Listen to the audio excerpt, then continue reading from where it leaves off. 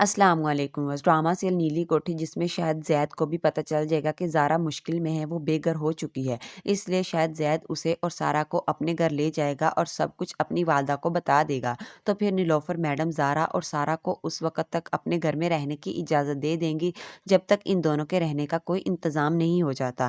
جب شہیر اپنی جاب پر آیا تو اس نے وہاں پر سارا کو دیکھا، تو شاید وہ سارا سے یہی پوچھے گا کہ تم یہاں کیا کر رہی ہو، تو سارا اسے بتا دیتی ہے کہ ہمیں زید یہاں لے کر آیا ہے اور نیلوفر میڈم نے کہا ہے کہ جب تک ہماری رہائش کا کوئی بندوبست نہیں ہو جاتا ہم یہیں پر رہیں گی۔ تو شہیر سارا سے یہی کہتا ہے کہ کہیں تم دونوں بہنیں میرے ساتھ کوئی کھیل تو نہیں کھیل رہی۔ تو سارا بھی آگے سے دھمکی لگا دیتی ہے کہ اپنے باپ سے ہمارا گھر ہمیں واپس لے کر دو، ورنہ نہ میں خود کھیلوں گی اور نہ ہی تمہیں کھیلنے دوں گی۔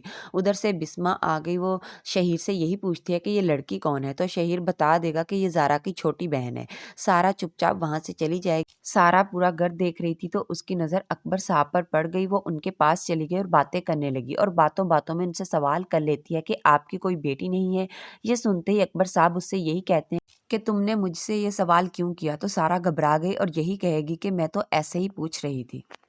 زارا جو زید کا شکریہ ادا کرے گی اور یہی کہتی ہے کہ تم نے مشکل وقت میں ہماری مدد کی، میں تمہارا یہ احسان کبھی نہیں بھولوں گی۔ تو زید اسے یہی کہتے ہیں کہ اس میں شکریہ کی کیا بات ہے، تم میری دوست ہو اور ویسے بھی مجھے اس بات سے کوئی بھی مسئلہ نہیں ہے کہ تم دن میں چاہے 1000 بار مجھ سے مدد مانگنے آؤ۔ تو زارا اس سے کہہ دیتی ہے کہ میں تمہیں بار بار تنگ نہیں کرنا چاہتی۔ اس بات پر زید اسے کہہ دے گا کہ میں تنگ ہونا چاہتا ہوں۔ ہو سکتا ہے کہ اب زید بھی زارا سے اپنی محبت کا اظہار کر دے۔